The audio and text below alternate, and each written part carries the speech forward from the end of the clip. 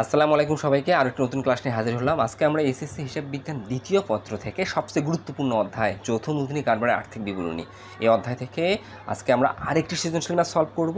আজকে আমরা যশোর বোর্ড 2019 সালের প্রশ্ন নং 1 সমাধান করব। যেহেতু আমরা যৌথ মূলধনী কারবারের আর্থিক বিবরণী প্রস্তুত করব, তাই আমরা আগে থেকেই বলতে পারি আমাদের প্রশ্নে একটা রেওয়া মিল দেওয়া থাকবে। আমরা যদি যশোর বোর্ড 2019 সালের প্রশ্ন নং 1 দেখি, তাহলে আমরা দেখতে পারতেছি আমাদের প্রতিষ্ঠানে নাহার লিমিটেডের 2018 সালের 31 ডিসেম্বর তারিখে প্রস্তুতকৃত রেওয়া মিলটি নিচে দেওয়া আছে। আমরা রেওয়া মিল হিসাবকাল শেষে কেন প্রস্তুত করি? হিসাবের গাণিতিক শুদ্ধতা যাচাই করার জন্য খতিয়ানের সমাপনী জের দ্বারা। যেহেতু এটা যৌথ মূলধনী কারবারের আর্থিক বিবরণী, তাই আমরা বলতে পারি আমাদের রেওয়া মিলের ডেবিট দিকে যে দফাগুলো আছে, সে দফাগুলো হচ্ছে সম্পদসমূহ, ব্যয়সমূহ, সংরক্ষিত আয়ের দফা হিসেবে আছে আয়কর প্রদান, লভ্যাংশ প্রদান। এগুলো রেওয়া মিলের ডেবিট দিকে থাকে। ঠিক তেমনইভাবে রেওয়া মিলের ক্রেডিট দিকে থাকে আয়সমূহ, দায়সমূহ, প্রারম্ভিক সংরক্ষিত আয়ের জের, শেয়ার হোল্ডারদের মালিকানা সত্ত্ব হিসেবে থাকে শেয়ার মূলধন, সাধারণ সঞ্চিতি, লভ্যাংশ সমতাকরণ তহবিল, শেয়ার অধিহার। এই দফাগুলো আসলে রেওয়া মিলের ক্রেডিট দিকে থাকে। আমরা যদি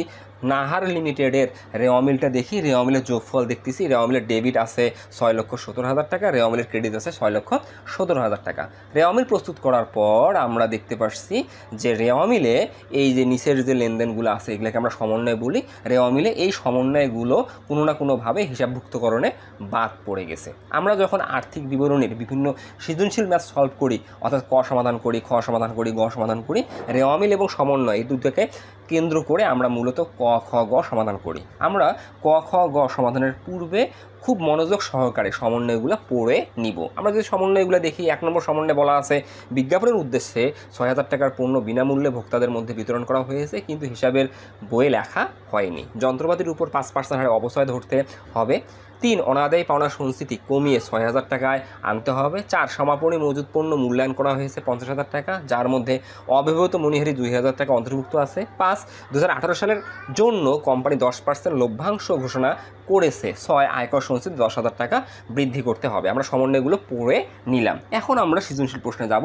কয়ে কি নির্ণয় করতে বলছে? কয়ে বলছে নিট ক্রয়ের পরিমাণ নির্ণয় করো। একদম সহজ একটা আমাকে প্রশ্ন করছে, নিট ক্রয়ের পরিমাণ নির্ণয় করো। নিট ক্রয়ের পরিমাণ নির্ণয় করার জন্য আমরা কি করব? রেওয়া মিলে যে ক্রয় আছে, সেই ক্রয় থেকে রেওয়া মিলের ক্রয় ফেরত থাকলে বিয়োগ করব, ক্রয় বাট্টা থাকলে বিয়োগ করব, এবং সমন্বয়ে যদি ক্রয় রিলেটেড কোনো কিছু থাকে, যেমন অলিখিত ক্রয়, অলিখিত ক্রয় ফেরত, আমরা যোগ বিয়োগ করব। বিনামূল্যে পণ্য বিতরণ করছি, আমরা ক্রয় থেকে বিয়োগ করব, করলেই আমরা আসলে নিট ক্রয় পাবো। তাহলে নিট ক্রয় নির্ণয়ের জন্য আমরা খাতায় আগে লিখব 1 নং প্রশ্নের সমাধান, লিখে লিখব ক নিট ক্রয়ের পরিমাণ নির্ণয়। তাহলে নিট ক্রয়ের পরিমাণ নির্ণয়ের জন্য প্রথমে আমি কি করব?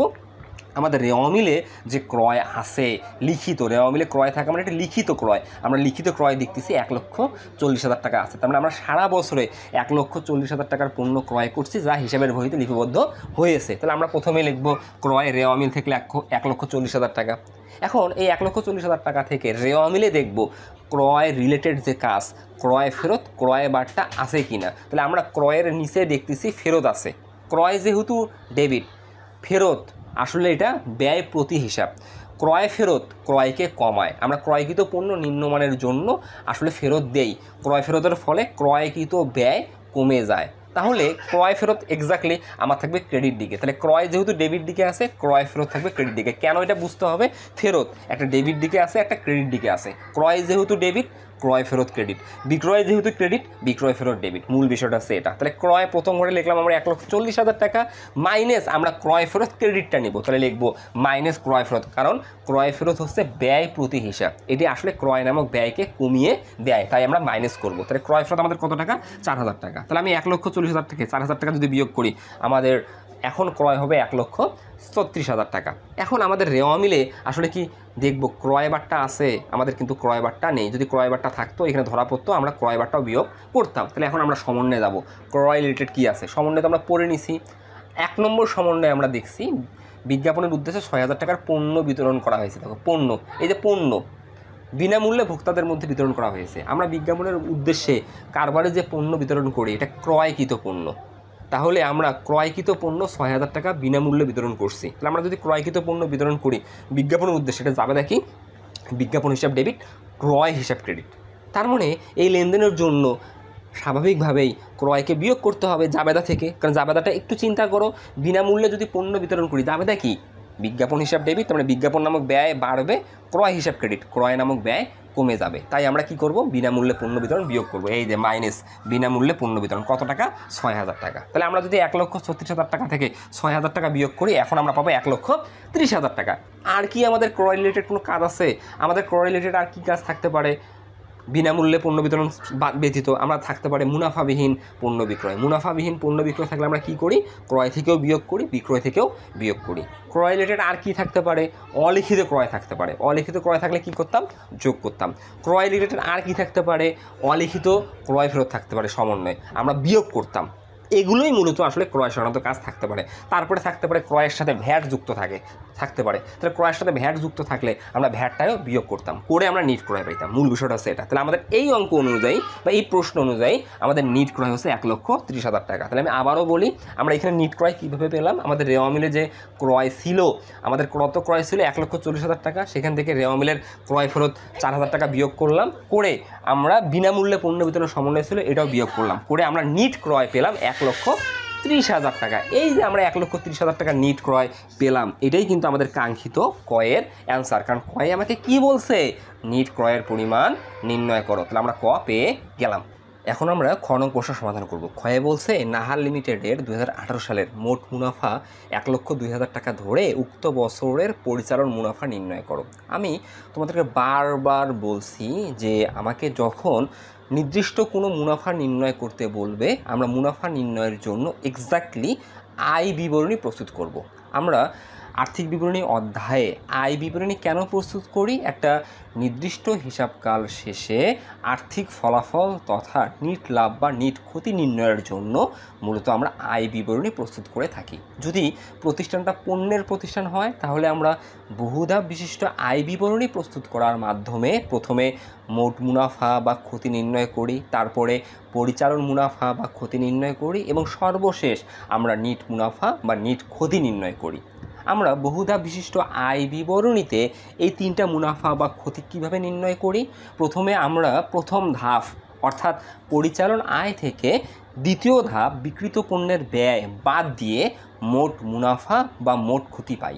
আমাদের প্রশ্নে আসলে মোট মুনাফা দেওয়া আছে 1,02,000 টাকা। তার মানে কি, এই যে মোট মুনাফা যে 1,02,000 টাকা আছে, আমাদের এই 1,02,000 টাকা নির্ণয়ের জন্য অলরেডি দুইটা ধাপ করা হয়ে গেছে।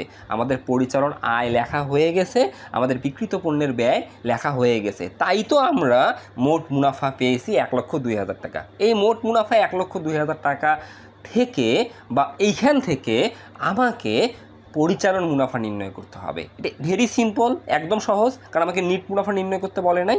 আমরা মোট মুনাফা থেকে যদি পরিচালন ব্যয় বিয়োগ করি, তাহলেই আমরা পরিচালন মুনাফা বা পরিচালন ক্ষতি পাবো। তাহলে আমরা এই কাজটাই করব। আমাদের প্রশ্নে যে মোট মুনাফা আছে 1,02,000 টাকা, সেখান থেকে আমরা পরিচালন ব্যয় বাদ দিয়ে দেখব আমরা মোট মুনাফা পাবো না মোট ক্ষতি পাবো। তাহলে আমরা প্রথমেই লিখব খ লিখে লিখব পরিচালন মুনাফার পরিমাণ নির্ণয়, দিয়ে বিবরণ টাকার ঘর 3টা দিব।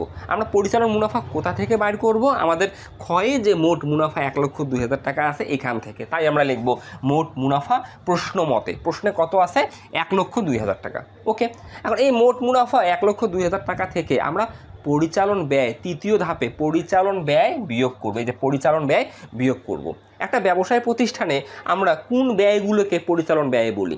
আমরা অফিস ও প্রশাসনিক ব্যয়, বিক্রয় ও বন্টন ব্যয়, এই দুটাকে আমরা বলি পরিচালন ব্যয়। এই পরিচালন ব্যয় আমরা কোথা থেকে আনবো? আমাদের প্রশ্নের রেওয়া মিল এবং সমন্বয় দুইটা মিলে আমরা আসলে পরিচালন ব্যয়গুলো লিখব। তাহলে আমরা একে একে চেক করব। প্রথমে রেওয়া মিল চেক করব, তারপরে সমন্বয় চেক করব, করে আমরা পরিচালন ব্যয়গুলো নিব। তাহলে আমরা চলে যাই আমাদের প্রশ্নের রেওয়া মিলে। আমরা রেওয়া মিল শুরু থেকে আসি।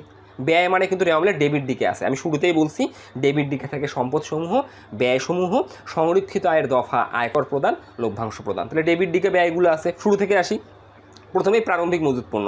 আমাকে খুব সুন্দরভাবে জানতে হবে কোন দফাগুলো এক্স্যাক্টলি কোন শিরোনামে যায়। প্রারম্ভিক মজুত পণ্য আমরা বিক্রিত পণ্যের ব্যয়ে লিখি। প্রারম্ভিক মজুত পণ্য এটা প্রত্যক্ষ খরচ, এটা পরিচালন ব্যয় না, আমাকে প্রপারলি জানতে হবে। ক্রয় এটা প্রত্যক্ষ খরচ, এটা আমরা বিক্রিত পণ্যের ব্যয়ে লিখি। তাহলে বিক্রিত পণ্যের ব্যয় কখন লিখছি আমরা? এই মোট লাভ নির্ণয়ের সময় লিখছি। তার মানে মোট লাভ নির্ণয়ে 1,02,000 টাকায় ওগুলা অটোমেটিকলি কাজ হয়ে গেছে, রেওয়া মিলের কাজ হয়ে গেছে, যেটার কাজ হয়ে গেছে বাতিল। তাহলে প্রারম্ভিক মজুত পণ্য বিক্রিত পণ্যের ব্যয় হয়ে গেছে, ক্রয় বিক্রিত পণ্যের ব্যয় হয়ে গেছে, বিক্রয় পরিচালন আয় হয়ে গেছে, ফেরত ক্রয় বিক্রয়ের সাথে হয়ে গেছে, মজুরি বিক্রিত পণ্যে ব্যয় হয়ে গেছে, প্রত্যক্ষ খরচ।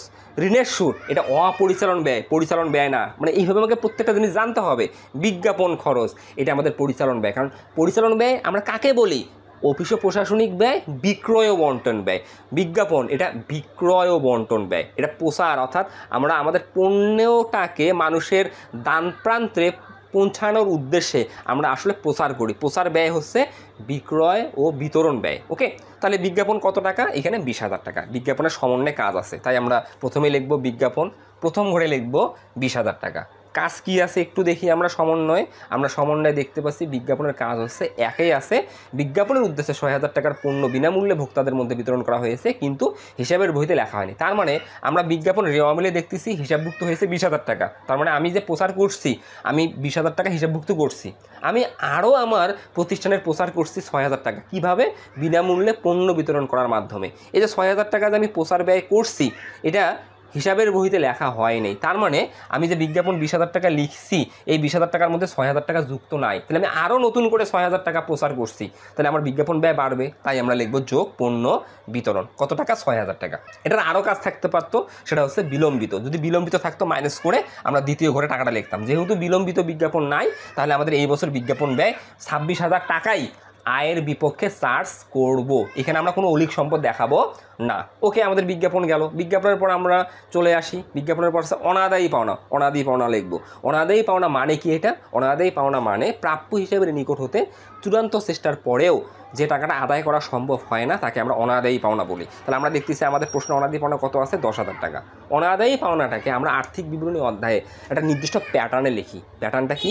অনাদায়ী পাওনা যোগ নতুন অনাদায়ী পাওনা সঞ্চিতি মাইনাস পুরাতন অনাদায়ী পাওনা সঞ্চিতি, এই প্যাটার্নে আমরা লিখি। তাহলে আমরা প্রথমেই রেওয়া মিলে দেখতেছি অনাদায়ী পাওনা আছে 10,000 টাকা, এই লিখবো আমরা অনাদায়ী পাওনা রেওয়া মিল থেকে 10,000 টাকা। এই অনাদায়ী পাওনার সাথে আমরা নতুন অনাদায়ী পাওনা সঞ্চিতি যোগ করব। নতুন অনাদায়ী পাওনা সঞ্চিতিটা কি? নতুন অনাদায়ী পাওনা সঞ্চিতি হচ্ছে সন্দেহ করা প্রাপ্য হিসাবের নিকট থেকে ভবিষ্যতে আরও যেটা নাও পেতে পারি। ওকে, তাহলে আমরা সমন্বয়ে যাই। সমন্বয়ে দেখতেছি গিয়ে সমন্বয় নাম্বার আমি যদি যাই 1-এ নাই, 2-এ নাই, 3-এ আছে। অনাদায়ী পাওনা সঞ্চিতি কমিয়ে 6,000 টাকায় আনতে হবে। এখন আমি তোমাকে একটু বিষয়টা ক্লিয়ার করি। আমরা আসলে প্রতি বছর একটা সিস্টেমেটিক কাজ করি। অনাদায়ী পাওনাটা হচ্ছে প্রাপ্য হিসাবের নিকট থেকে চূড়ান্ত চেষ্টার পরে যে টাকাটা আদায় করা সম্ভব হয় না। আমরা অনাদায়ী পাওনা কত দেখতেছি এই অঙ্কে? 10,000 টাকা। এই 10,000 টাকা কি? প্রাপ্য হিসাবের নিকট থেকে যেটা আদায় করা সম্ভব না। এটা স্যাঁচরা টাইপের যে মানুষ আছে, আমি যাদের কাছে টাকা পাই, যারা বাটপার বা স্যাঁচরা, সে 10,000 টাকা। আমি অনেকবার ট্রাই করছি, এই টাকাটা আসলে আমার আদায় করা সম্ভব হয়নি। এবং আমি আবার সন্দেহ করব যে প্রাপ্য হিসাবের উপর আরও আমি কত টাকা নাও পেতে পারি। ওইটা আসলে একটা সিস্টেমেটিক প্রসেস। প্রতি বছর আমরা লাভের টাকা থেকে একটা টাকা সরিয়ে রাখি সন্দেহমূলক যে প্রাপ্য হিসাব থেকে এই টাকাটা আদায় নাও হতে পারে। আমরা গত বছর সন্দেহ করছিলাম কত? এই পুরাতন অনাদায়ী পাওনা সঞ্চিতিটা আছে গত বছরের সন্দেহ। এই দেখো অনাদায়ী পাওনা সঞ্চিতি পুরাতন 8,000 টাকা আছে। এই 8,000 টাকা হচ্ছে গত বছরের সন্দেহ। একটু প্যাটার্নটা বোঝো আগে। অনাদায়ী পাওনা যোগ নতুন অনাদায়ী পাওনা সঞ্চিতি মাইনাস পুরাতন অনাদায়ী পাওনা সঞ্চিতি। তার মানে এই বছর আমার যেটা নতুন অনাদায়ী পাওনা সঞ্চিতি, আগামী বছর গিয়ে ওইটাই হবে পুরাতন অনাদায়ী পাওনা সঞ্চিতি। এটা সিস্টেমেটিকলি প্রতি বছর ওই সিস্টেমে চলবে। চলতি বছরে যেটা নতুন, আগামী বছরে সেটা পুরাতন। আগামী বছরে গিয়ে ওটা বিয়োগ করব। তাহলে আমি গত বছর নতুন পাইছিলাম 8,000, গত বছর আমার নতুন ছিল 8,000। তাহলে গত বছর আমি লাভের টাকা থেকে ধরে নিছিলাম যে প্রাপ্য হিসাব থেকে আমি 8,000 টাকা নাও পেতে পারি। এটা গত বছর ছিল নতুন, তাই পরের বছর এটাই হয়ে গেছে রেওয়া মিলে পুরাতন। তাহলে আমার পুরাতন অনাদায়ী পাওনা সঞ্চিতি কত টাকা? 8,000 টাকা। এখন আমাকে বলছে সমন্বয়ে যে অনাদায়ী পাওনা সঞ্চিতি কমিয়ে 6,000 টাকায় আনতে হবে। তাহলে এটা কেন বুঝেছে? ওটার সাথে এটা সম্পর্ক আছে। তাহলে আমাদের পুরাতন অনাদায়ী পাওনা সঞ্চিতি কত টাকা? 8,000 টাকা। এই 8,000 টাকার সাথে নতুনটা আমরা একটা অ্যাডজাস্ট করতেছি যে আমাদের পুরাতন যে 8,000 টাকা আছে এই বছর ওটাকে আমি কমিয়ে 6,000 টাকায় আনলাম। তাহলে এই বছর আমি নতুন ধরবো 6,000। বিষয়টা ভালো করে বোঝো যে অনাদায়ী পাওনা সঞ্চিতি কমিয়ে 6,000 টাকায় আনতে হবে। তাহলে গত বছর আমি বরাদ্দ রাখছিলাম কত? 8,000, যে প্রাপ্য হিসাব থেকে আমি এই 8,000 টাকা নাও পেতে পারি। এই বছর আমি সিদ্ধান্ত চেঞ্জ করছি যে গত বছর যে আমি বরাদ্দ রাখছিলাম 8,000, এই বছর আমি বরাদ্দ রাখবো 8,000 না, কমিয়ে 6,000 টাকায় আনবো। তাহলে এই বছর আমি বরাদ্দ রাখবো 6,000। তাহলে আমি যত বরাদ্দ রাখবো ততই। এখানে আসলে তোমাকে কনফিউশনে ফেলার জন্য দিবে যে কমিয়ে 6,000 টাকা আনতে হবে, তুমি কি করো আসলে এখানে। নট এ ম্যাটার, কি বলছে নট এ ম্যাটার, এটা সিস্টেম যে অনাদি পাওনার সাথে নতুনটা যোগ করবো, পুরাতনটা বিয়োগ করবো। আমার নতুনটা তো বলেই দিছে যে অনাদি পাওনার সঞ্চিতি কমিয়ে 6,000 টাকায় আনতে হবে, তাহলে নতুন অনাদি পাওনার সঞ্চিতি 6,000 টাকা দেখাতে হবে। তাহলে আমরা লিখবো যোগ নতুন অনাদি পাওনার সঞ্চিতি হচ্ছে এই যে 6,000। তাহলে আমার প্রাপ্য হিসাব থেকে চূড়ান্তভাবে আদায় হবে না 10,000, আমি সন্দেহ করছি 6,000। তাহলে আমি প্রাপ্য হিসাব থেকে মোট পাবো না কত, 16,000। সিস্টেমটা কি, পুরাতনটা এখন বিয়োগ করব। পুরাতন কত, আমাদের 8,000 তো আছেই। তাহলে 16,000 থেকে 8,000 বিয়োগ করলে আসলে চলতি বছরে আমি অনাদি পাওনা বাবদ খরচ দেখাবো 8,000। তাহলে আমাদের সিস্টেমটা কি, অনাদি পাওনার সাথে নতুনটা যোগ করবো, পুরাতনটা বিয়োগ করবো। এটা একটা সিস্টেমেটিক প্রসেস। এই বছরে আমার যেটা নতুন, আগামী বছর আবার সেটা হয়ে যাবে পুরাতন। মূল বিষয়টা হচ্ছে এটা। এইভাবে প্রতি বছর আমার সিস্টেমটা অটো চলতে থাকবে। তাহলে অনাদি পাওনা সিস্টেমটা কি, অনাদি পাওনা যোগ নতুন অনাদি পাওনা সঞ্চিতি মাইনাস পুরাতন অনাদি পাওনা সঞ্চিতি। তুমি ঘাবড়াবা না, একদম সিম্পলি তুমি চিন্তা করবা। আর পার্সেন্ট থাকলে নতুন অনাদি পাওনা সঞ্চিতিটা প্রাপ্য হিসাবের উপর পার্সেন্ট কেটে আমরা নির্ণয় করি, এই হচ্ছে বিষয়। তাহলে আমাদের অনাদি পাওনার বিষয়টা গেল। তারপর অনাদি পাওনার পর কী আছে আমরা দেখি। আমাদের অনাদি পাওনা গেল। ক্রেডিট তো আমি দেখবো না, ডেবিট যন্ত্রপাতি সম্পদ, আসবাবপত্র সম্পদ, ক্রেডিট দেখবো না। প্রাপ্য হিসাব সম্পদ, প্রদত্ত লভ্যাংশ, এটা আসলে সংরক্ষিত আয় বিবরণীতে যাবে। মণিহারি, এটা আমাদের ব্যয়। তাহলে আমরা লিখবো মণিহারি। মণিহারির কাজ আছে, মণিহারির প্রথম করে লিখবো 7,000। কোথায় কাজ আছে, সমাপনী মজুত পণ্যের মধ্যে ভুলে আসলে অব্যবহৃত মণিহারি যুক্ত আছে 4 নম্বর সমন্বয়ে। সমাপনী মজুত পণ্য মূল্যায়ন করা হয়েছে 50,000 টাকা, ভালো কথা। যার মধ্যে ভুলে অব্যবহৃত মণিহারি 2,000 টাকা। সমাপনী মজুত পণ্য মানে কি, হিসাবকাল শেষে কারবারে যত টাকার পণ্য অবিকৃত আছে, তার মানে যে ক্রয়কৃত পণ্যটা আমি বিক্রি করতে পারি নাই, অবিকৃত পণ্য, এটা সমাপনী মজুত পণ্য।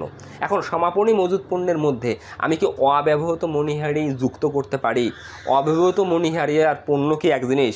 আমরা পণ্য ক্রয় করি বিক্রয়ের উদ্দেশ্যে, আর আমরা মণিহারি ক্রয় করি ব্যবহারের উদ্দেশ্যে, দুটা আলাদা জিনিস।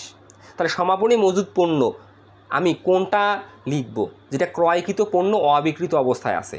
কিন্তু আমি যদি ভুলে মণিহারিটাও সমাপনী মজুদের মধ্যে যুক্ত করি তাহলে আমি ভুল করব। তাহলে আমি সমাপনী মজুদ পণ্য মূল্যায়ন করছি 50,000 টাকা, যার মধ্যে ভুলে অব্যবহৃত মণিহারি যুক্ত আছে কত, 2,000 টাকা। তাহলে এখন এটাকে শুদ্ধ করার জন্য কী করতে হবে, সমাপনী মজুদ পণ্য 48,000 টাকায় মূল্যায়ন করতে হবে। এটা বিকৃত পণ্যের ব্যয় মূল্যায়ন করছি, ওইখান থেকে আমার অব্যবহৃত মণিহারি কত, 2,000 টাকা। এটা এখন পরিচালন ব্যয়ে আসলে মণিহারি থেকে বিয়োগ হবে। তাহলে আমাদের মণিহারি এই বছর আমি কত টাকা ক্রয় করছি, 7,000 টাকা। এই 7,000 টাকার মধ্যে আমার অব্যবহৃত হিসাবকাল শেষে কত আছে, 2,000 টাকা। তো আমরা 7,000-এর মধ্যে 2,000 টাকা ব্যবহার করতে পারিনি। তাহলে চলতি বছরে আমার ব্যবহৃত মণিহারির পরিমাণ কত, 5,000 টাকা। যত টাকা ব্যবহৃত মণিহারির পরিমাণ সেটাই তো আমাদের চলতি বছরে পরিচালন ব্যয়। তাই আমরা মণিহারি থেকে অব্যবহৃত মণিহারি বিয়োগ করছি 2,000 টাকা, করে দ্বিতীয় ঘরে লিখছি 5,000 টাকা। ওকে, আমাদের মণিহারির বিষয়টাও গেল। মণিহারির পর আমাদের কি আছে একটু যাই আমরা। ক্রেডিট আমি নেব না, সাধারণ সঞ্চিতি 10% বিনিয়োগ, এটা দীর্ঘমেয়াদী সম্পদ।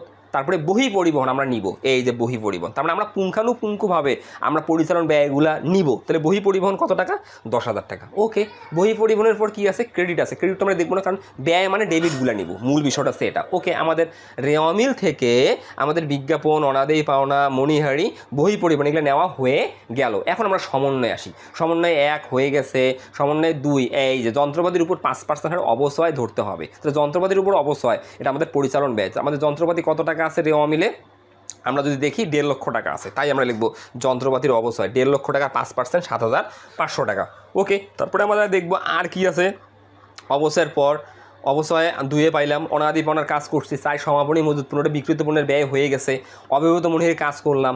5 2018 সালের জন্য কোম্পানি 10% লভ্যাংশ ঘোষণা করেছে, এটা আমরা সংরক্ষিত আয় বিবরণীতে ঘোষণাকৃত লভ্যাংশ হিসেবে দেখাবো, এটা পরিচালন ব্যয় না।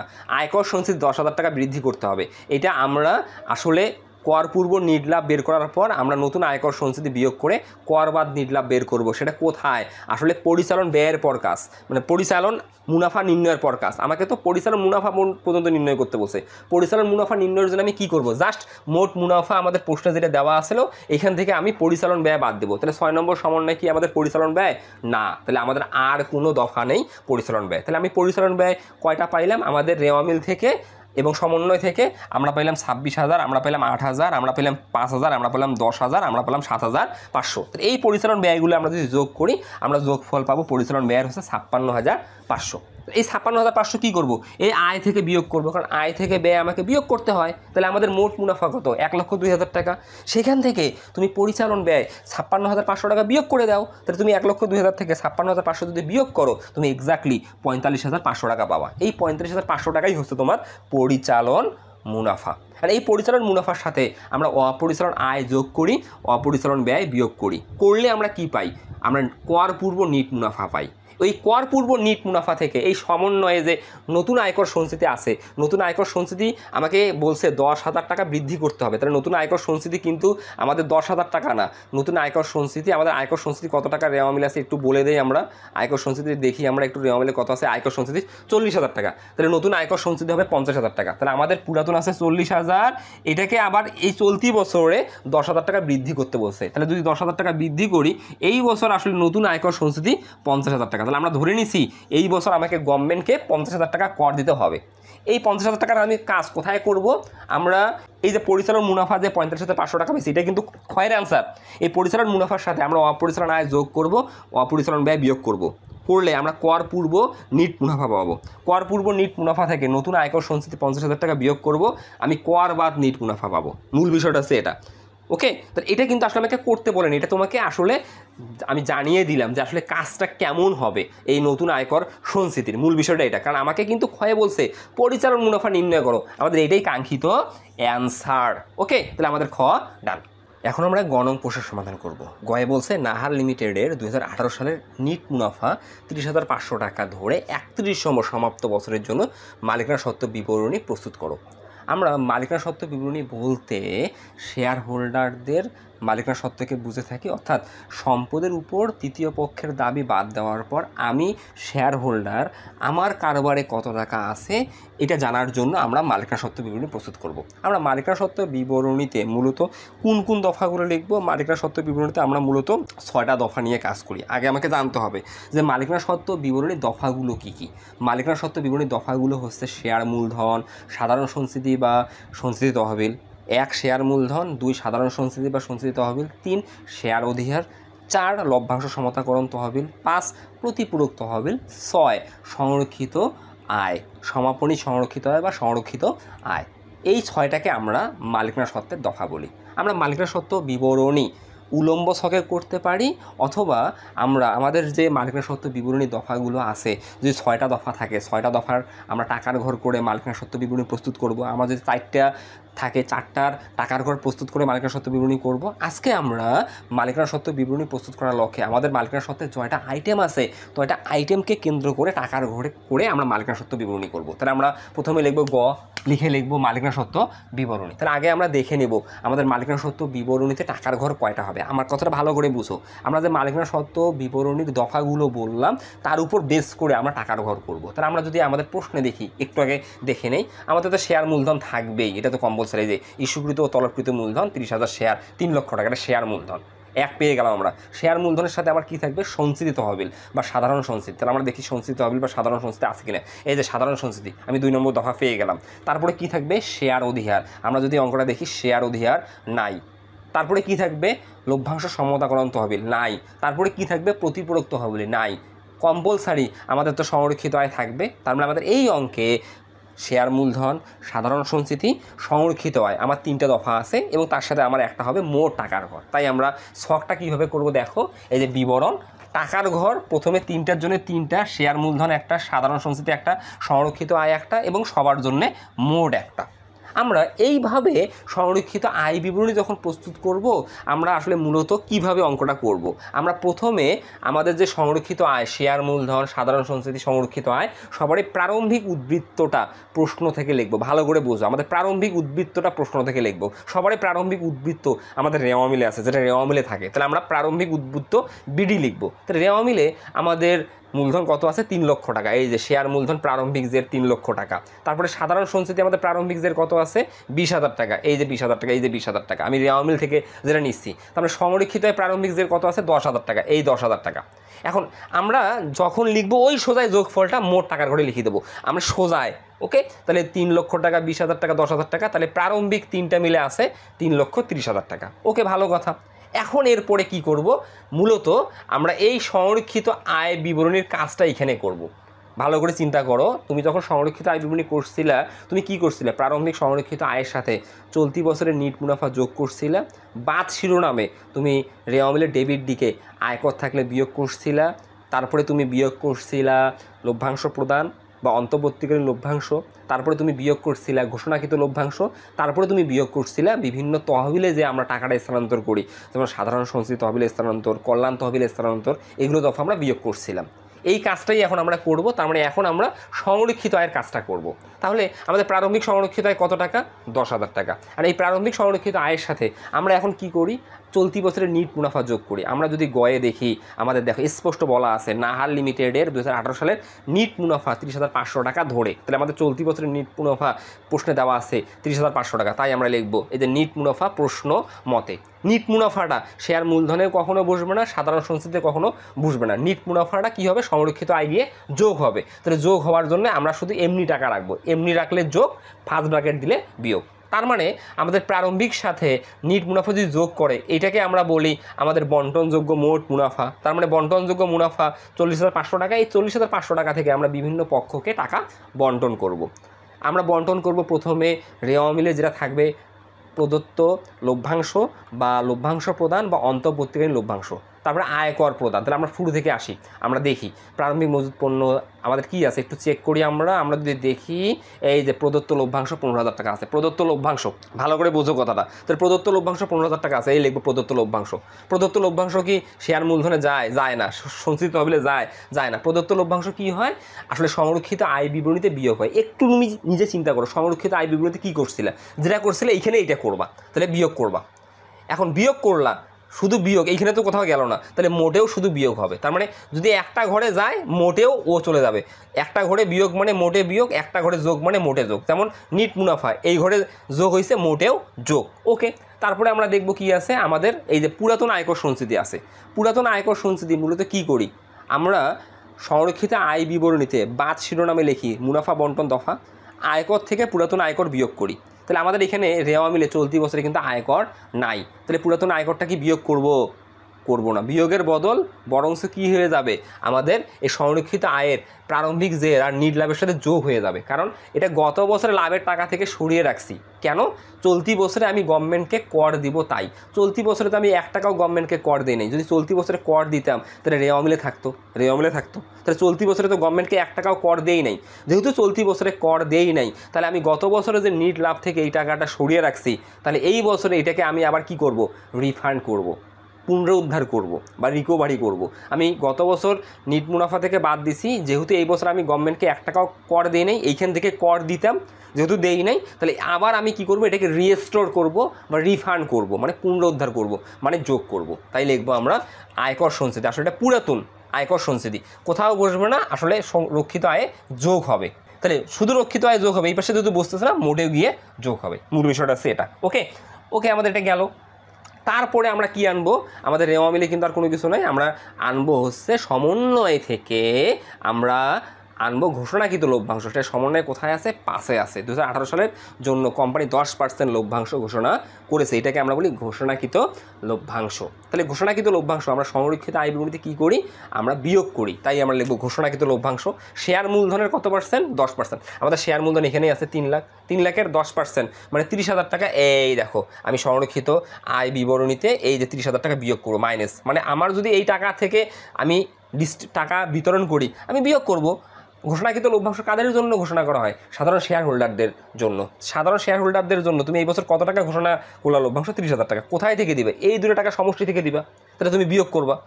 আর যেহেতু তুমি বিয়োগ করবে একটা কাজ, তাহলে এইখানেও মোটে গিয়ে বিয়োগ হবে।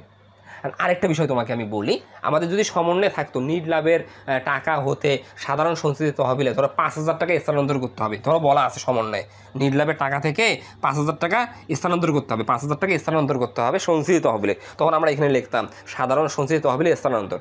সাধারণ সঞ্চিত তহবিলে স্থানান্তর আমি নিট লাভের টাকা থেকে যদি স্থানান্তর করি, আমরা সংরক্ষিত আয় বিবরণীতে 5,000 টাকা একবার বিয়োগ করব, 5,000 টাকা একবার বিয়োগ করব। ভালো কথা, বিয়োগ করলাম, 5,000 টাকা বিয়োগ করলাম, এখানে বিয়োগ হলো। আর সাধারণ সঞ্চিত তহবিলে বাড়বে, তখন এইখানে 5,000 টাকা যোগ করতাম। তার মানে এখানে মূল বিষয়টা দেখো, একবার বিয়োগ হলো, একবার যোগ হলো, তাহলে এইখানে ড্যাশ টাকা হবে, 1 টাকাও হবে না। এই জিনিসটা বোঝানোর জন্য এই জিনিসটা বললাম আমি, যে একটা জিনিস দেখো, তুমি যখন তুমি নিট লাভ লিখছো, সংরক্ষিত আয় বিবরণীতে যোগ করছো, আর কি কোনো ঘরে গেছে? যায় নাই, তাই মোটে গেছে 30,500। তার মানে আমি এদিক দিয়ে যোগফলটা নিয়ে যাবো, এদিক দিয়ে কোনো ঘরে নাই, একটা ঘরে আছে, মোটে চলে যাবে 30,500। যেমন প্রদত্ত লভ্যাংশ মানে কি? আমি সংরক্ষিত আয়ে আমি বিয়োগ করব। তুমি যখন সংরক্ষিত আয় বিবরণী করছো, প্রদত্ত লভ্যাংশ তুমি মুনাফা বন্টন দফা হিসেবে বাদ দিছো, তাহলে তুমি বিয়োগ করলা, -15,000 করলা। আর কি কোনো ঘরে গেছে? তাহলে এখানে মাইনাস মানে মোটেও গিয়ে মাইনাস হবে। তার মানে একবার কাজ হলে এইখানে সংরক্ষিত আয়ে যেটা হবে যোগ হলে এখানে মোটে যোগ হবে, এখানে বিয়োগ হলে মোটে বিয়োগ হবে। মূল বিষয়টা হচ্ছে এটা। যেমন আয়কর সঞ্চিতি, এটা পুরাতন আয়কর সঞ্চিতি আসলে কি করে? প্রারম্ভিক সংরক্ষিত আয় আর নিট লাভ টাকাকে বাড়ায়। তার মানে এখানে যোগ হবে, আমি যোগ করলাম। আর কি কোনো ঘরে যাবে? এখানে যোগ মানে মোটেও যোগ। ঘোষণাকৃত লভ্যাংশ দেখো, ঘোষণাকৃত লভ্যাংশ কী হয়? সংরক্ষিত আয় বিবরণীতে বিয়োগ হয়, মোটেও গিয়ে বিয়োগ হবে। আর আমি যে কথাটা বললাম, যদি লেখা থাকতো যে নিট লাভের টাকা হতে 5,000 টাকা সাধারণ সঞ্চিত তহবিলে স্থানান্তর করতে হবে, তখন এইখানে লিখতাম সাধারণ সঞ্চিত তহবিলে স্থানান্তর। আমরা আগে সংরক্ষিত আয় 5,000 টাকা বিয়োগ করতাম, সাধারণ সঞ্চিত তো ঘর আছে, এইখানে বিয়োগ হবে, এইখানে বাড়বে। তার মানে আগে ছিল 20,000, নতুন করে বাড়বে 5,000, এখন হবে 25,000, সমাপনীদের হবে 25,000। তাহলে এক জায়গায় বিয়োগ হলো, এক জায়গায় যোগ হলো, তাহলে এখানে প্লাস মাইনাসে শূন্য হলো, মোটে ড্যাশ হইতো, মোটে কী হতো? ড্যাশ হতো। তাহলে মোটের বিষয়টাকে ক্লিয়ার করার জন্য এই জিনিসটা আমি তোমাকে বুঝালাম। তাহলে এখন সব কিছু লেখা আসে, এখন আমি যোগফল নামাবো। শেয়ার মূলধন সমাপনী 3 লাখ, সাধারণ সঞ্চিতি সমাপনী 20,000, সংরক্ষিত আয় সমাপনী আসলে 35,500। তার মানে এই 10,000, 30,500, 40,000 এই তিনটা যোগ করে 15,000 আর 30,000 বিয়োগ করে আমি সমাপনী জের পেলাম 35,500। এই তিনটা যোগ করে এইখানে যত বেরো হবে, আবার এইখানে যোগ বিয়োগ করে এইখানে তত বেরোবে। তার মানে এই টাকাটা দেখো, এদিক দিয়েও মিলবে, এদিক দিয়েও মিলবে। এই টাকাটা কিন্তু মোট সমাপনী মালিকরা সত্ত্ব। তার মানে সমাপনী মালিকরা সত্ত্ব শেয়ার হোল্ডারদের জন্য আছে 3,55,500 টাকা, 3,55,500 টাকা। আমি শেয়ার হোল্ডার, কারবারে সম্পদের উপর আমার দাবি আছে 3,55,500 টাকা। এই 3,55,500 টাকা কীভাবে আসছে? শেয়ার মূলধন 3 লক্ষ টাকা, 2,20,000 টাকা সাধারণ সঞ্চিতি, সংরক্ষিত আয় হচ্ছে 35,500 টাকা। এই 3টা টাকা যদি যোগ করি 3,55,500, আবার মোট দিয়ে একে আসতে হবে। এই 3,30,000, 30,500, 40,000, 1, 2, 3 যদি যোগ করি 15,000 আর 30,000 যদি বিয়োগ করি এই টাকাটা মিলতে হবে। তার মানে এই 3,55,500 দুই দিক দিয়ে মিলবে, এদিক দিয়েও মিলবে, এদিক দিয়েও মিলবে। এইভাবেই আমি আসলে মালিকানা সত্ত্ব বিবরণী এইরকম ছকে আমরা উপস্থাপন করব। তাহলে আমরা খুব সহজে গ করে ফেললাম। তারপরেও যদি তোমাদের কোনো জিজ্ঞাসা থেকে থাকে, তোমাদের যদি অঙ্ক বুঝতে সমস্যা হয়, অবশ্যই তোমরা কমেন্টে জানাবা, আমি অ্যান্সার দেওয়ার চেষ্টা করব।